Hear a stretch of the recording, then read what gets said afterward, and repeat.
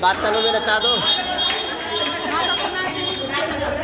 खींच लो मात तनु भी आगे। यही है बस, याद रह जाती। आज तो गाओ।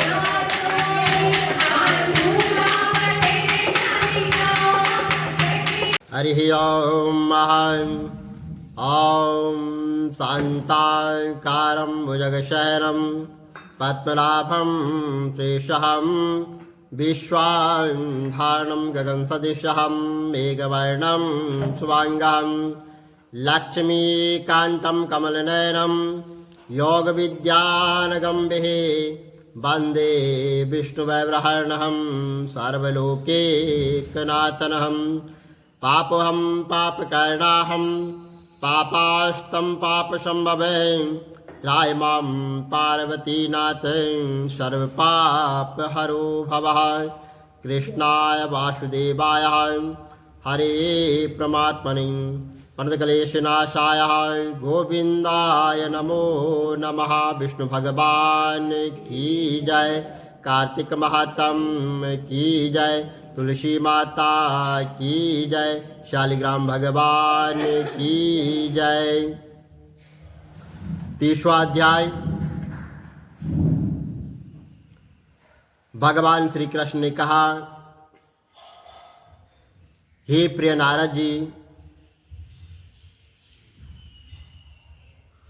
और नारद जी के वचन सुनकर महाराज पृथु बड़े विस्मित हुए। उन्होंने नारद जी का पूजन करके उनको विदा किया। इसलिए माघ, कार्तिक और एकादशी, यह 3 व्रत भगवान विष्णु को अत्यधिक प्रिय है। वनस्पतियों में तुलसी, महीनों में कार्तिक और तिथियों में एकादशी, और क्षेत्रों में श्री कार्तिक मुझे बहुत प्रिय है। जो प्राणी जितेंद्र होकर इनका सेवन करता है, वह यज्ञ करने वाला मनुष्य से भी अधिक प्रिय लगता है। जो प्राणी विधि से इनकी सेवा करता है, उनके मेरे अनुग्रह से सब पाप दूर हो जाते हैं। भगवान कृष्ण के वचन सुनकर सत्यभामा ने कहा, हे नाथ, आपने यह बात बड़ी आश्चर्यजनक कही है कि दूसरे के लिए पुण्य के फल से कलह की मुक्ति हो गई है।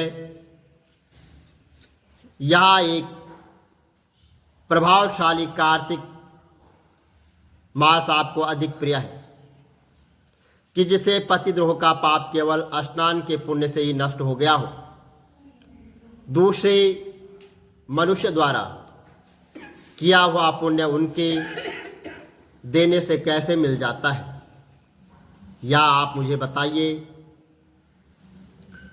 तब भगवान श्री कृष्ण ने कहा कि बिना दिया हुआ पुण्य और पाप जिस कर्म द्वारा मिलता है सो सुनो। सतयुग में देश, ग्राम तथा कुलों को दिया पुण्य या पाप मिलता था, किंतु कलयुग में केवल कर्ता को ही पाप और पुण्य का फल भोगना पड़ता है। जो जैसा करता है उसको ही उसका फल भोगना पड़ता है। सत्संग न करने पर भी वह व्यवस्था की गई है, और सत्संग से जैसे पाप व पुण्य दूसरे को मिलते हैं, उनकी व्यवस्था भी सुनो। पढ़ाना, यज्ञ करना और एक साथ भोजन करने से पाप और पुण्य का आधा फल मिलता है। एक आसन पर बैठने तथा सवारी पर चढ़ने से, श्वास के आने जाने से पुण्य व पाप का चौथा भाग प्राणी मात्र को मिलता है। स्पर्श करने, भोजन करने से और दूसरे की स्तुति करने से पुण्य और पाप का छठवां भाग मिलता है। दर्शन करने से, सुनने से तथा ध्यान करने से मनुष्य को पुण्य और पाप का 10वां अंश मिलता है। दूसरे की निंदा, चुगली और धिक्कार करने से उसका 7वां भाग मिलता है। पुण्य करने वाले मनुष्य को जो कोई उसकी सेवा करता है वह सेवा का भाग लेता है और अपना पुण्य उसे दे देता है। नौकर और शिष्य के अतिरिक्त जो मनुष्य दूसरे से सेवा करवाकर उसे धन नहीं देता है वह सेवक उसके पुण्य का भागी होता है। और पंक्ति में बैठे हुए भोजन कराने वालों की पत्तल को जो व्यक्ति लांघता है अपने पुण्य का वह उसे छठा भाग दे देता है। स्नान तथा ध्यान आदि करते हुए मनुष्य से जो व्यक्ति बातचीत करता है या उसे स्पर्श करता है वह अपने पुण्य का छठा भाग उसे दे देता है। जो मनुष्य धर्म के काम के लिए दूसरे से धन मांगता है पुण्य का भागी होता है। ठीक उसी तरह जिस तरह की दान करने वाला पुण्य का भागी होता है और जो मनुष्य धर्म का उपदेश करता है और पश्चाताप श्रोता से याचना करता है वह अपने पुण्य का छठा भाग उसे दे देता है। जो मनुष्य दूसरों का धन चुराकर उसे धर्म कार्य में लगाता है या धर्म करता है वह चोरी का फल भोगता है और शीघ्र ही निर्धन हो जाता है। और जिसका धन चुराता है वह पुण्य का भागी बन जाता है। बिना ऋण दिए या उतारे जो मनुष्य मर जाते हैं उनको ऋण देने वाले सज्जन पुण्य के भागी होते हैं और शिक्षा देने वाला, सलाह देने वाला, सामग्री को जुटाने वाला तथा प्रेरणा देने वाला यह पाप और पुण्य के छठे भाग को प्राप्त करते हैं। राजा के पाप पुण्य से षष्ठांग का भागी होता है। गुरु शिष्यों और पति पत्नी, पिता पुत्र का स्त्री पति के लिए, पत्नी का पिता पुत्र स्त्री पति के लिए पुण्य का वो छठे भाग पाते हैं। पति को खुश करने वाली आज्ञाकारी स्त्री पति के लिए पुण्य का आधा भाग ले लेती है। जो पुण्यात्मा प्राय लोगों को दान करता है वह पुण्य का छठा भाग प्राप्त करता है। जीविका देने वाला मनुष्य जीविका ग्रहण करने वाले मनुष्य के पुण्य के छठे भाग को प्राप्त करता है। इस प्रकार दूसरों के लिए पुण्य अथवा पाप के बिना देने से भी दूसरों को मिल सकते हैं, किंतु यह नियम जो कि मैंने बतलाए हैं कलयुग में लागू नहीं होते हैं। कलयुग में तो एकमात्र कर्ता को ही अपने पाप और पुण्य भोगने पड़ते हैं। इस संबंध में एक बड़ा पुराना इतिहास है जो कि पवित्र भी है और बुद्धि को देने वाला भी कहलाता है, उसे सुने। भगवान श्री कृष्ण जी बोले कि प्राचीन काल में उज्जैन में एक महापापी और दुरात्मा धनेश्वर नामक ब्राह्मण रहता था। वह रस, चमड़ा और कम्बल आदि का व्यापार किया करता था और वह वैश्यगामी और मद्यपान आदि बुरे कर्म किया करता। चूँकि वह दिन रात पाप में रत रहता था इसलिए वह व्यापार में नगर नगर घूमता। एक दिन महिष्मतीपुरी में जो राजा महेश ने बसाई थी इसलिए वहाँ राजा के नाम से वो विख्यात हो गई थी, उस नगरी में गया और नगरी के पास ही पाप नाशनी पुण्यकारी भगवती नर्मदा बहती थी। उस नदी के किनारे देश देशांतर से आए हुए यात्री कार्तिक व्रत करने को कुछ दिन के लिए वहाँ पर ठहर गए और व्रत करने को कुछ दिन वहाँ पर रुके। जब उन कार्तिक व्रत करने वाले प्राणियों को वहाँ पर रुके हुए देखकर वहाँ दुष्ट धनेश्वर भी इधर उधर घूमता हुआ 1 महीने के लिए वहाँ पर ठहर गया। अपने माल को बेचता हुआ वहाँ नर्मदा नदी के तट पर घूमता हुआ और ब्राह्मणों को देव पूजा रथ में देखता था। वहाँ देखता है कि कोई ग्रंथ पढ़ रहा है, कोई सुन रहा है, कोई भागवत कीर्तन कर रहा है, कोई भजन सुन रहा है, कोई ध्यान में लीन है और कोई तुलसी की माला धारण किए हुए हैं। बस इसी तरह वह भागवत भक्तों के बीच में रहा और वैष्णव के दर्शन करता रहा और उनको स्पर्श करता रहा। उसने उनसे बातचीत की और भगवान विष्णु के नाम स्मरण के पुण्य को अर्जित करता रहा। वहाँ कार्तिक के व्रत की उद्यापन विधि तथा जागरण को भी उसने देखा।